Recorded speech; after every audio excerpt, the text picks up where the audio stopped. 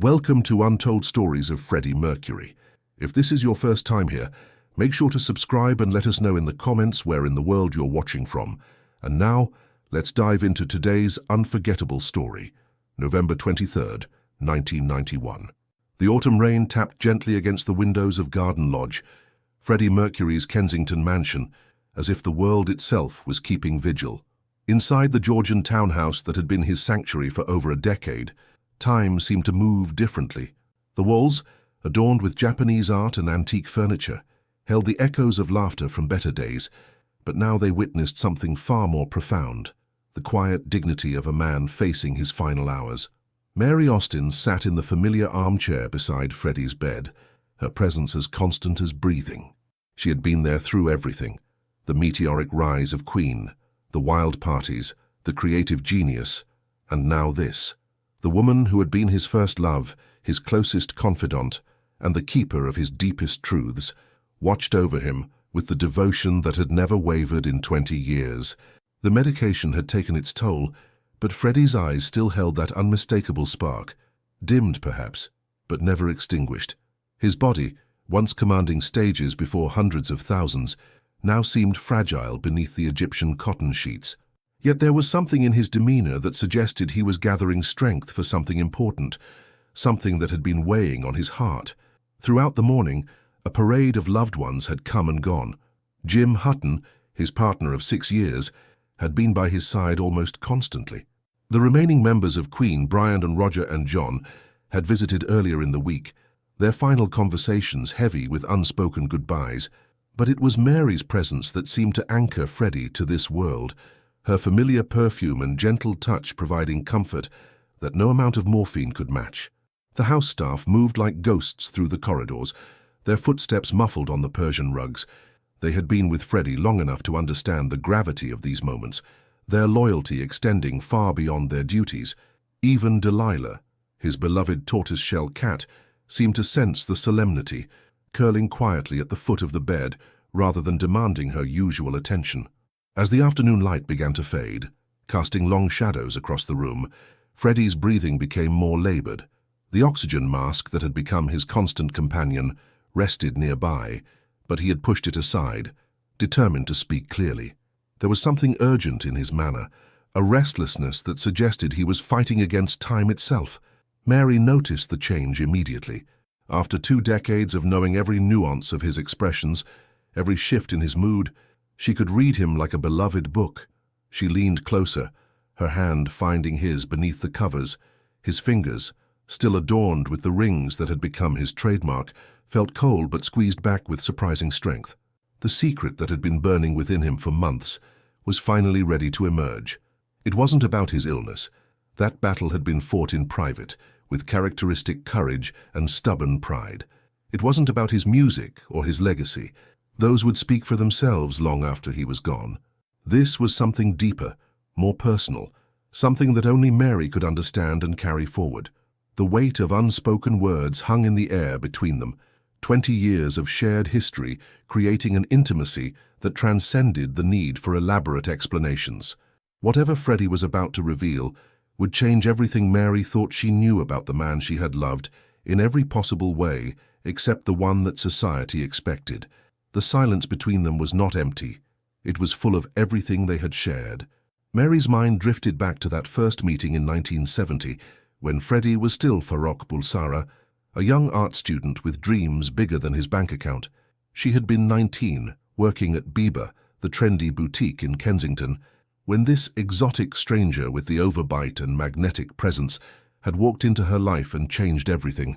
Those early years felt like a lifetime ago. The tiny flat they had shared in Kensington Market, where Freddie would practice his scales while she made tea on their single burner. The nights when he would sketch costume designs for a band that didn't yet exist, his eyes blazing with visions of theatrical performances that seemed impossible then, but would later define an entire generation's relationship with rock music. Mary remembered how he used to trace patterns on her back as they lay in bed, humming melodies that would eventually become anthems. She had been his muse, his anchor, the one person who believed in his talent before the world even knew his name. When Queen was just 4 young men with second-hand equipment and unlimited ambition, Mary had been there, watching from the side of tiny stages, believing in something that others couldn't yet see. The transition from lovers to something deeper, something indefinable, had been gradual and surprisingly painless. When Freddie had finally found the courage to acknowledge his true nature, Mary had understood before he even finished explaining. Their love had simply evolved, transforming from romantic passion into something more enduring, a soul connection that transcended conventional definitions. She had watched him navigate the complexities of his identity with characteristic flair and occasional anguish. The public Freddie Mercury was a creation of pure theatrical genius, but the private man who struggled with his heritage, his sexuality, and his place in the world was someone only a few people ever truly knew. Mary had been privileged to know both versions, to love them equally, and to serve as the bridge between his public and private selves. Now, as she sat beside him in these final hours, she could see both men clearly. The superstar who had commanded Wembley Stadium was still there in the way he held his head, even weakened as he was. But it was the vulnerable young man she had fallen in love with all those years ago who was preparing to share this final secret. Freddie's breathing had become more shallow, but his eyes remained focused on her face with an intensity that reminded her of their early days together. There was something he needed her to know, something that had been weighing on him throughout his illness. It wasn't regret. Freddie had lived too fully for that, but rather a truth that he had carried alone for too long. The afternoon light continued to fade, casting the room in golden hues that reminded Mary of the sunset they had watched from their first flat's tiny balcony. That evening, Freddie had promised her that someday he would give her everything: a house, security, a life beyond their wildest dreams.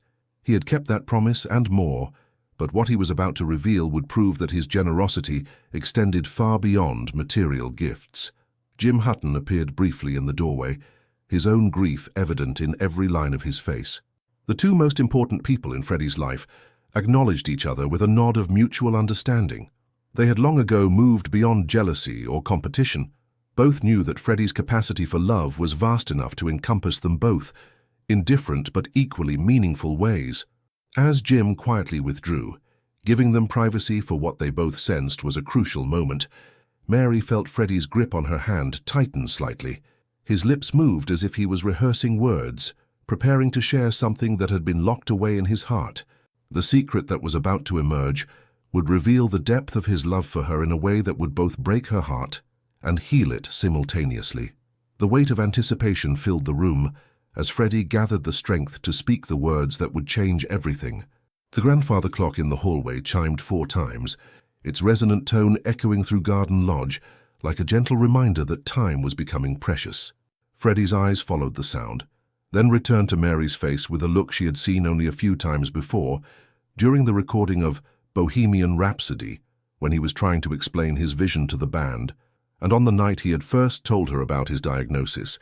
It was the expression of a man who needed to be understood completely. Mary had always possessed an almost supernatural ability to read Freddie's moods and needs. During Queen's early tours, she could tell from a single phone call whether a show had gone well or if something was troubling him. She knew when his creative energy was building towards something extraordinary, and she could sense when the weight of fame was becoming too heavy for even his broad shoulders to carry. Now, that same intuition told her that what Freddie was preparing to share went beyond anything they had discussed before. It wasn't about his will. Those arrangements had been made months ago with characteristic precision and generosity. It wasn't about his regrets. Freddie had lived too authentically to waste his final hours on what-ifs. This was something else entirely, something that had been growing in importance as his physical strength diminished. The secret seemed to be connected to their shared history, to the unique bond they had forged over 2 decades. Mary thought about all the times Freddie had surprised her with his depth of feeling, his capacity for loyalty that extended far beyond romantic love. When he had bought Garden Lodge, he had immediately given her a key, telling her it would always be her home too. When she had married and started a family, he had embraced her children as if they were his own, showering them with gifts and attention that came from genuine affection rather than obligation. But there had been moments, fleeting instances over the years, when Mary had caught glimpses of something deeper in Freddie's eyes, times when he would watch her with her children and seem lost in thought, or when he would make seemingly casual comments about legacy, and what truly mattered in life. She had always assumed these were the natural reflections of a man who had chosen a path that precluded traditional family life. But now she wondered if there had been more to those moments. The medication was making Freddie drowsy, but he fought against its pull with the same determination he had brought to every performance. His breathing required more effort now, each inhalation a conscious act of will, yet his mind remained sharp, focused on the task at hand. Whatever he needed to tell her was important enough to battle through the fog of pain and exhaustion. Mary adjusted the pillows behind his head, her movements gentle and practiced. She had been caring for him throughout his illness with the devotion of a wife, the tenderness of a mother, and the understanding of a best friend. The roles had blended seamlessly, just as their relationship had evolved beyond conventional categories over the years. As she settled back into her chair, Mary noticed that Freddie's expression had shifted again. The struggle to find the right words was evident in the way his brow furrowed slightly, the same expression he wore when crafting lyrics that needed to convey complex emotions in simple, powerful phrases. This secret, whatever it was, required the same careful consideration. It needed to be shared in a way that would honor both their relationship and the truth he had carried alone. The room seemed to hold its breath as Freddie finally found the strength and clarity he needed. His eyes locked onto Mary's with an intensity that reminded her of their first meeting, when she had felt immediately that this extraordinary man would change her life forever. The moment had arrived with the quiet inevitability of twilight. Freddie's hand moved slowly across the bedsheet until it found the small wooden box on his nightstand, a simple, unadorned container that Mary had seen countless times but never questioned. His fingers, trembling slightly from the effort, managed to open it with the reverence one might show a sacred relic. Inside, nestled in faded velvet, lay a single photograph and a small, worn envelope. Mary's breath caught as she recognized the image. It was a picture of herself, taken during their early days together, but it wasn't one she remembered posing for. In the photograph, she was laughing at something off camera, her hair catching the sunlight, completely unaware that she was being captured in that moment of pure joy. But it was what Freddie did next that made Mary's heart skip. With painstaking care, he turned the photograph over, revealing handwriting she knew as well as her own, his distinctive script, but smaller, more careful than usual. The words were too small for her to read from where she sat, but she could see that the entire back of the photograph was covered in his writing, as if he had poured his soul onto that tiny space. The envelope bore her name in the same careful handwriting, but the paper was yellowed with age, suggesting it had been written years ago and kept waiting for this moment. Freddie's eyes moved between Mary's face and these precious items, and she understood that this was the physical manifestation of the secret he had carried, something tangible, something he had prepared long before his illness had taken hold. Mary's mind raced back through the years, searching for clues she might have missed. She remembered the times Freddie would disappear into his study for hours, claiming he was working on lyrics or correspondence. She thought about the way he sometimes looked at her when he thought she wasn't watching, not with romantic longing, but with something deeper, more complex. It was the look of someone memorizing details, storing away moments for a future purpose she couldn't have imagined. The secret, she was beginning to realize, wasn't just about words he needed to speak. It was about something he had been planning, something that would extend far beyond this final conversation. The photograph and letter were evidence of a love so profound that it had required years of preparation to express properly. Freddie's breathing became more labored as he struggled to lift the envelope. Mary instinctively reached out to help, but he shook his head almost imperceptibly. This was something he needed to do himself, one final act of independence before surrendering to the inevitable. The effort cost him dearly, but his determination remained unshakable. As he held the envelope toward her, Mary could see that his hands were trembling, not just from weakness, but from emotion. Whatever was contained in that letter represented something so significant that even Freddie Mercury, a man who had performed before millions without a trace of stage fright, was nervous about sharing it. The weight of the envelope in her hands felt disproportionate to its size.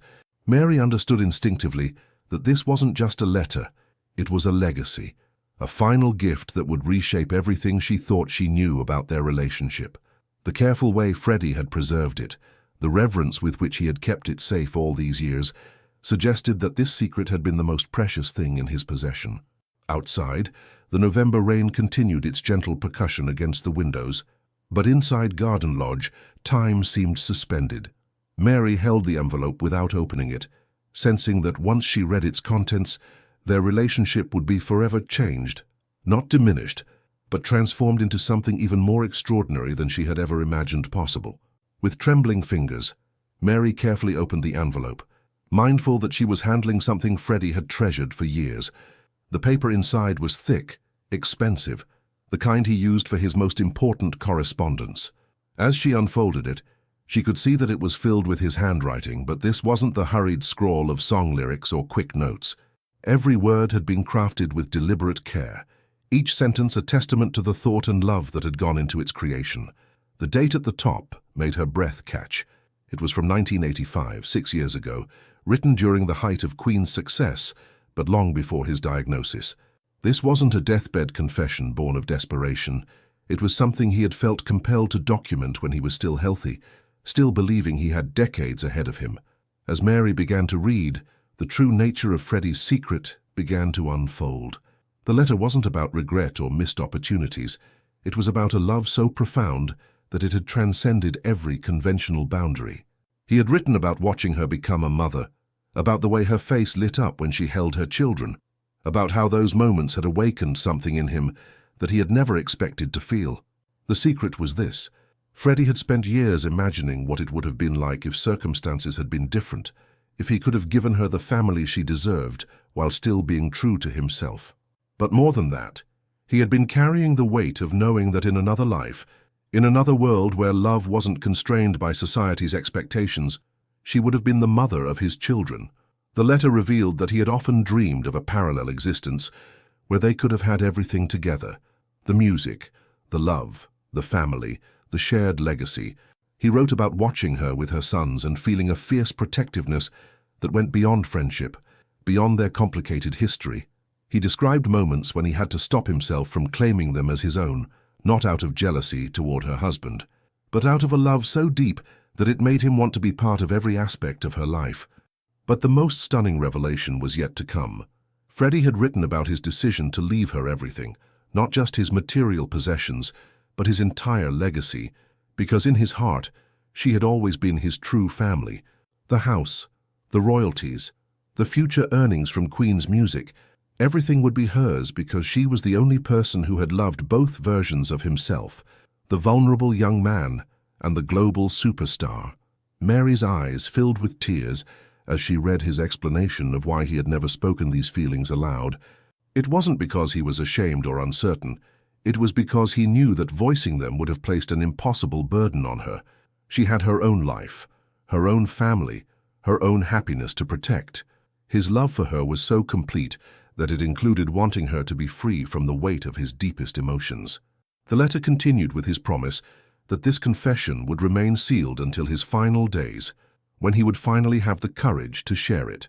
He wrote that he needed her to know that every song he had ever written about love had been inspired by what they had shared, even if the world would never know it. Every performance, every moment of joy on stage, had been fueled by the knowledge that she was out there living her life, carrying a piece of his heart with her. As Mary reached the end of the letter, she understood that Freddie's secret wasn't just about love. It was about the kind of devotion that asks for nothing in return, that finds its fulfillment in simply existing. The letter slipped from Mary's hands as the full magnitude of Freddie's confession settled into her consciousness. 20 years of shared memories suddenly took on new meaning, viewed through the lens of this profound revelation. Every gesture, every gift, every moment of tenderness now carried the weight of a love so deep that it had shaped the very foundation of his existence. She looked at Freddie, who was watching her with eyes that held both vulnerability and relief. The burden he had carried alone for so long was finally shared, and despite his physical weakness, there was a lightness in his expression that hadn't been there before. The secret that had lived in the shadows of his heart was now illuminated, no longer a source of solitary anguish, but a bridge connecting them in ways she was only beginning to understand.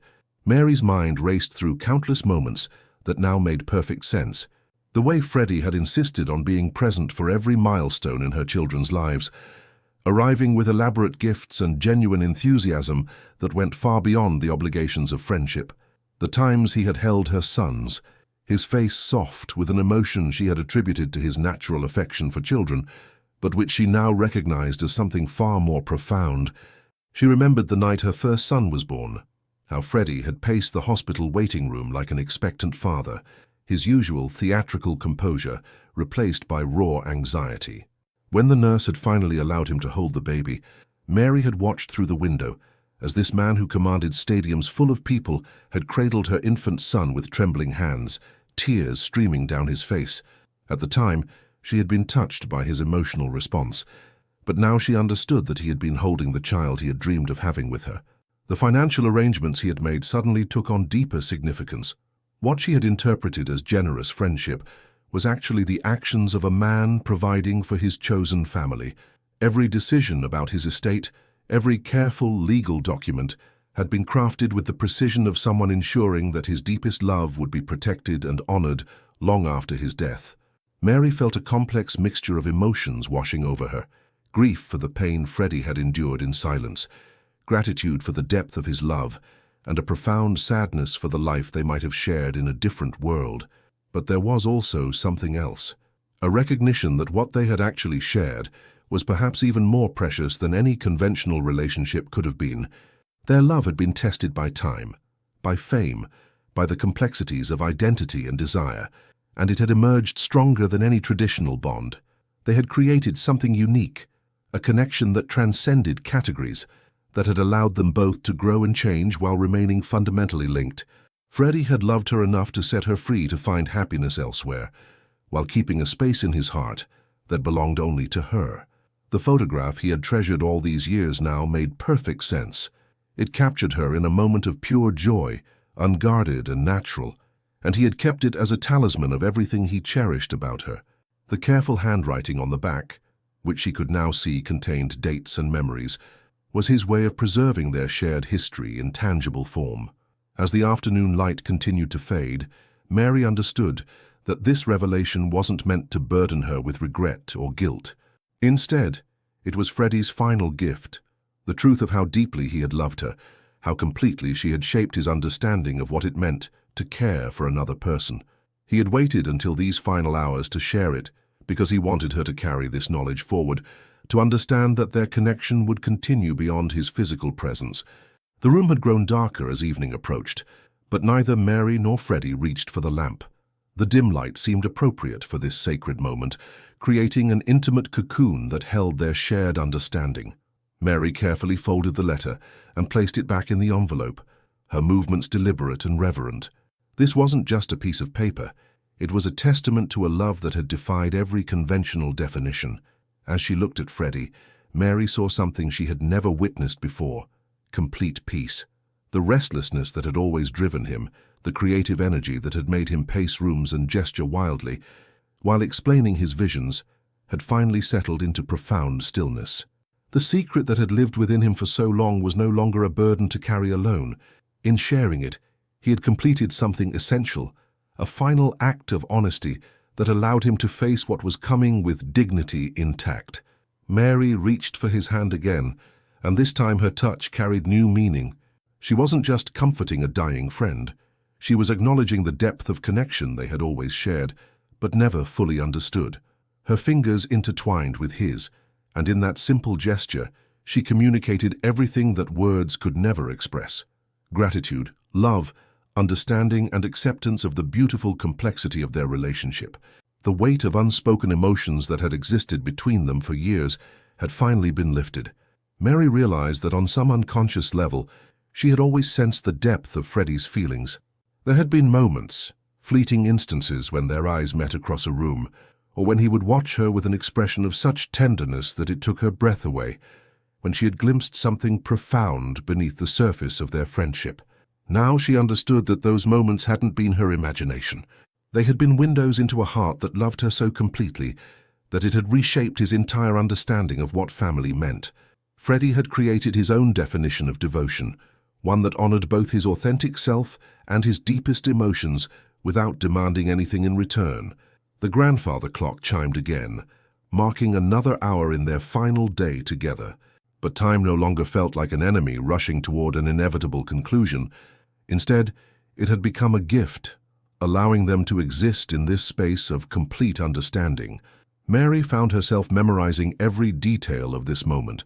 The way the fading light played across Freddie's face, the sound of his breathing, the warmth of his hand in hers. She thought about the future that lay ahead, about carrying this knowledge forward into a world without him. The revelation didn't change the practical realities of his death, but it transformed everything about how she would remember their life together.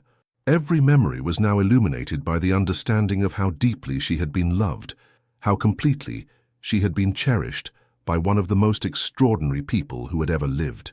Freddie's eyes had grown heavy with exhaustion, but he fought against sleep, unwilling to waste these precious hours. Mary could see that sharing his secret had taken enormous effort, but it had also given him something he had needed desperately. The knowledge that he would not die with this truth locked away in his heart. She would carry it forward, and in doing so, she would ensure that this aspect of his love would never be forgotten. The evening shadows continued to lengthen, but the darkness held no fear for either of them. They had found something in this revelation that transcended the physical reality of his illness, a connection that would survive beyond the limitations of mortal existence. In sharing his deepest secret, Freddie had given Mary a gift that would sustain her through the grief to come and beyond. As the last light of November 23rd faded from the windows of Garden Lodge, Mary and Freddie existed in a space that felt suspended between worlds. The revelation had transformed not just this final day, but the entire tapestry of their shared history. Every thread of memory now shimmered with new understanding, creating a picture of love so profound that it redefined everything Mary thought she knew about devotion. Freddie's breathing had become more labored, each inhalation requiring conscious effort, but his eyes remained fixed on Mary's face, with an intensity that spoke of a man determined to memorize every detail of this moment. The secret he had carried for so long was now shared, creating a bridge between them that would extend far beyond the physical limitations of his failing body. Mary understood that she was witnessing something extraordinary, not just the death of a global icon, but the final chapter of a love story that had been written in silence, expressed through gestures rather than words, and sustained by a devotion so pure that it had asked for nothing in return. The letter in her hands represented more than a confession. It was a roadmap for how she would carry his memory forward into a future he would never see. The house around them seemed to hold its breath, as if Garden Lodge itself understood the significance of these final hours. Every room contained echoes of their shared life. The kitchen where they had laughed over countless meals, the garden where they had walked during happier times, the music room where Freddie had played her early versions of songs that would become legendary. Now, all of those spaces were sanctified by the knowledge of how deeply they had been loved. As the night deepened, Mary felt a profound shift in her understanding of what it meant to be chosen family. Freddie had shown her that love could exist in forms that society had no names for, that the deepest connections could transcend traditional categories and create something entirely unique. Their relationship had been a masterpiece of emotional complexity, painted in shades of feeling that most people never experienced. The photograph he had treasured, with its careful notations on the back, would become her most precious possession, not because of what it represented about the past, but because of what it promised about the future. She would look at it in the years to come and remember not just this moment of revelation, but the entire lifetime of love that had led to it. Freddie's hand in hers had grown cooler, but his grip remained firm, as if he was anchoring himself to this final connection. Mary realized that she was not just witnessing his death, she was participating in his transformation, from physical presence to eternal memory. The love he had shared with her would become part of her own story, shaping how she understood relationships, family, and the infinite capacity of the human heart. As dawn approached on November 24th, Mary knew that when Freddie finally let go, he would do so with the peace that comes from having shared his deepest truth. The secret that had lived in the shadows of his heart was now illuminated, transformed from a source of solitary anguish into a bridge connecting them across the boundary between life and death. In the quiet hours that followed, as Freddie Mercury drew his final breaths, Mary held not just his hand but the weight of a love so profound that it would reshape her understanding of what it meant to be truly cherished. The secret he had carried for so long would become her sacred trust, a reminder that the deepest love often exists in forms the world never sees, but which transform everything they touch. The legend would live on in his music, but the man would live on in her heart, where his secret had found its eternal home. If you enjoyed today's story, subscribe to the channel and turn on the notification bell, so you won't miss any of our upcoming emotional and inspiring tales about Freddie's life and legacy. Share your thoughts in the comments. We read every single one, and often your ideas inspire our next episode. See you next time.